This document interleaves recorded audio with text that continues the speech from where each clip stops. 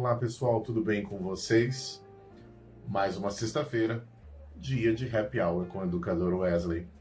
E hoje, a nossa reflexão, eu não sei se vocês se lembram, mas já comentei com vocês algumas vezes que essas reflexões que eu trago para vocês toda sexta-feira, normalmente são frutos de coisas que são vividas ao longo da semana. Então, é muito orgânico, é muito de situações reais.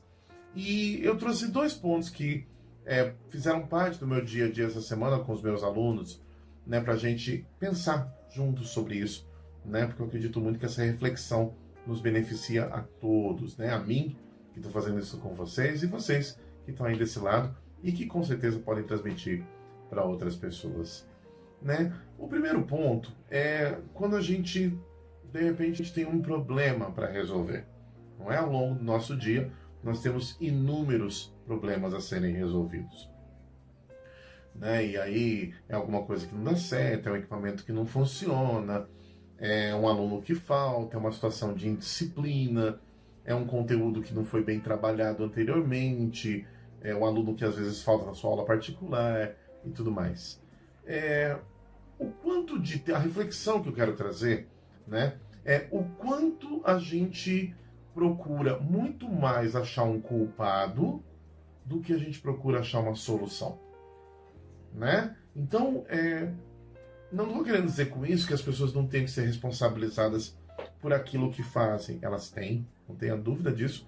Essa responsabilização, ela é uma ferramenta muito importante, até mesmo para o crescimento pessoal de cada um. Se eu sou responsável pelo que eu faço, isso faz com que eu pense melhor antes de agir, não é mesmo? Então, essa responsabilização, ela é muito importante. Mas veja bem, o quanto de tempo eu gasto na busca de um culpado e o quanto de tempo eu gasto na busca de uma solução. Será que aquele problema que aconteceu com um aluno em específico, será que ele não tem alguma forma, esse problema especificamente que eu estou citando, será que não existe alguma maneira de nós resolvermos para que a situação que gerou, o aluno no caso, que acabou gerando esse problema, será que a gente consegue fazer com que isso não possa acontecer independentemente daquele aluno?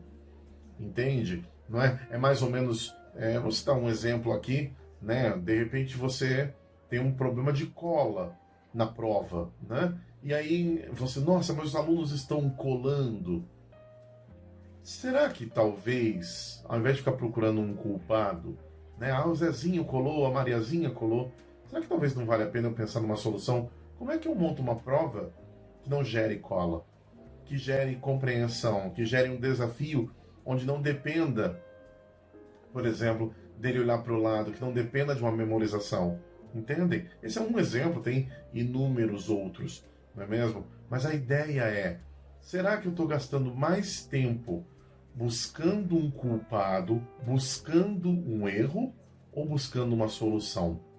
Não é? Eu vou citar para vocês um exemplo. Eu bati um papo com os meus alunos da terceira série do ensino médio, no período que eu estou gravando esse vídeo, e a gente conversou um pouco sobre preparação para o vestibular, não é? Inclusive, é um ponto muito importante, muito delicado, porque envolve uma série de questões emocionais também. Mas, por exemplo, você tem ali uma situação do aluno que fez um simulado e acertou apenas 3 questões da prova de física, da prova de química, de biologia, matemática, não importa. 3 de 10. Então a gente pode ficar gastando tempo procurando o culpado. Por que ele não acertou mais? Porque ele não. Porque a professora não deu uma boa aula, porque ele faltou, buscando um culpado, não é? Quando na verdade, peraí, esse simulado ele tem qual finalidade? Começa por aí, Então esse simulado tem a finalidade de preparar o meu aluno para o vestibular. Então, se ele acertou 3 de 10, vamos analisar a solução, não é? Então, essas 7 questões que faltaram, ele errou por quê? Ele errou porque, primeira coisa, o que ele errou? Se foi física, ele errou ótica, ele errou ondulatória, E aí, de repente, pegar esse tema, reforçar este tema, gastar mais tempo com isso e com resolução de questão, no caso que eu estou citando, do que buscando, ele não conseguiu porque não estudou o suficiente, ele não conseguiu porque o professor, Ok, se de repente existe um problema de pouca dedicação no estudo, vamos lidar com isso, sem dúvida. Se existe de repente um problema aí às vezes de um professor que não conseguiu se conectar com o aluno, vamos buscar resolver isso com a coordenação da escola, não é? Mas essa é uma parte muito pequena do problema, não é? Quando a solução, na verdade, é que deveria nos consumir mais tempo. Então, essa é a primeira reflexão que eu trouxe para vocês hoje, né? Que é buscar mais tempo, gastar mais tempo com a solução do que com a busca por culpados ou a responsabilização. Eu volto a dizer, ela precisa ocorrer.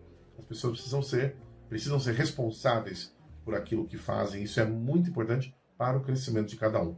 Mas se eu gastar mais tempo com isso e não focar na solução, então, na verdade, aí a gente vai ter só uma caça às bruxas que não resolve nada. Essa é a nossa primeira reflexão de hoje.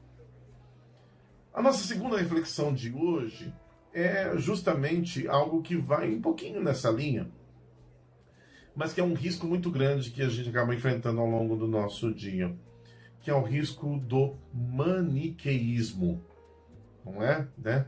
O que é o maniqueísmo? O maniqueísmo, né, grosso modo, lógico, tem a galera aí que estuda história, filosofia, sociologia, que pode responder isso com muito mais propriedade, obviamente. Mas, grosso modo, o maniqueísmo é aquela ideia de que você ou é gênio ou é um completo idiota. Ou é maravilhoso ou é horroroso. Né? Ou seja, o maniqueísmo é a ideia de que só existem os extremos, basicamente, grosso modo. Não é? Ou seja, não existe nada no meio do caminho. E ao longo do nosso dia a dia, em muitos dos nossos momentos, a gente se depara muito com situações de ou. Não é? Então, ou eu faço isso, ou eu faço aquilo. Então, ou eu dou uma boa aula, ok? Ou eu cumpro o conteúdo. Talvez tirar um pouco esse ou e colocar mais e. Por que eu não posso dar uma boa aula e terminar o conteúdo? Por que obrigatoriamente o fato de eu dar menos conteúdo para terminar, por exemplo, no caso você que trabalha aí com material que depende, olha, precisa terminar a aula 12 hoje, né? Você trabalha numa escola de inglês, olha, tem que terminar o capítulo 3 hoje. Por que obrigatoriamente faz você, de repente, dar menos conteúdo, uma forma um pouco mais resumida, para que termine, sim, por conta da questão de cronograma? Por que isso obrigatoriamente precisa tornar a sua aula ruim? Não é? Isso talvez pode fazer com que ela não seja tão boa quanto você gostaria. Mas entre o que nós gostaríamos, não é? E o zero absoluto, ou vai ser horrível, uma distância muito grande. Então, né, ao longo da nossa vida, tentar trocar um pouco, né, momentos de ou por momentos de e. Então, combinar mais as coisas, juntar mais as coisas. De repente, pensar como que eu consigo transformar isso em algo positivo. A gente tem umas crenças que às vezes acabam atrapalhando muito determinadas situações. Ah, se tal produto é bom, ele não pode ser barato. Não, ele pode ser barato e bom, desde que você entenda que o bom para esse tipo de produto, por exemplo, ele vai atingir uma determinada característica de qualidade de serviço. Ele talvez pode não ser um produto premium, né? Um produto premium dificilmente vai ser um produto barato, né? Aí você vai ter um produto premium que é um pouco mais caro. Mas algumas crenças acabam nos limitando muito. A gente carrega isso ao longo do nosso dia, ao longo da nossa aula, né? Esse aluno ou ele fica quieto ou ele vai para fora. Pera, será que de repente ele não consigo ficar quieto? Eu não consigo fazer com que ele fique quieto e fique na sala? Será que de repente eu não posso pensar em alguma estratégia que às vezes não tem a ver com aula, gente? Isso é muito importante. Né?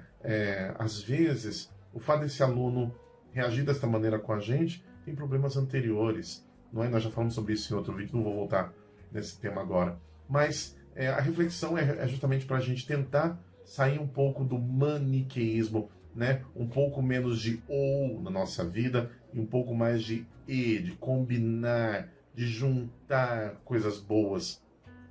Entender as dificuldades, mas não obrigatoriamente isolá-las, não obrigatoriamente supervalorizá-las a ponto de colocar nesses dois extremos. Não é fácil, óbvio, como qualquer coisa que vale a pena na vida. Dá muito trabalho, não é mesmo, fazer esse tipo de acordo, esse tipo de combinação, mas ele também, quando você começa a lidar dessa maneira, você percebe que você também está um pouco mais equilibrado, equilibrada, que você está um pouco mais tranquilo, um pouco mais tranquila, e até mesmo aquele cansaço que todos nós temos ao final de uma semana, você vai perceber que ele vai se converter. Deixa de ser, passa a ser menos um cansaço mental, tá? Quanto é um físico. Então na sexta-feira você está cansado fisicamente. E o cansaço físico é aquele que um banho, um bom sofá, né, a boa companhia da pessoa que você gosta resolve bem. Não é? O cansaço mental, ele te acompanha, porque a sua cabeça não para. O professor Mário Sérgio Cortella tem um vídeo bem interessante, onde ele fala a diferença entre ficar cansado e ficar estressado. Né? Se você passar uma noite inteira, por exemplo, fazendo aquilo que você gosta, dançando, jogando videogame, passeando com seus amigos, brincando com sua família, churrasco, não importa. Se você fizer isso durante muito tempo, você vai estar cansado, mas não vai estar estressado. E aí você descansa, dorme, toma um banho e fica tudo bem. Né? Então, de repente, algumas mudanças de comportamento, de visão da realidade, podem fazer com que a minha mente também acalme, diminua aí essa loucura toda, esse nervosismo todo, e, consequentemente, também eu tenho uma qualidade de vida bem melhor. Tá bom? Gente, essas duas reflexões para nossa sexta-feira, no Happy Hour com o educador Wesley. Se você gostou, compartilha, espalhe a palavra, né, para outras pessoas. E se você não gostou, discorda, tá aqui, ó, aqui as redes sociais, escreve para mim, vamos bater um papo, vamos falar sobre isso, né? Até porque aqui não existe espaço para maniqueísmo, aqui é né? Aqui a gente recebe quem concorda e quem discorda, né? Desde que, lógico, a gente está falando aí de uma opinião bem colocada, uma discordância não é bem embasada e não simplesmente discordo porque sim, né? Como já dizia aquele programa infantil, porque sim não é resposta.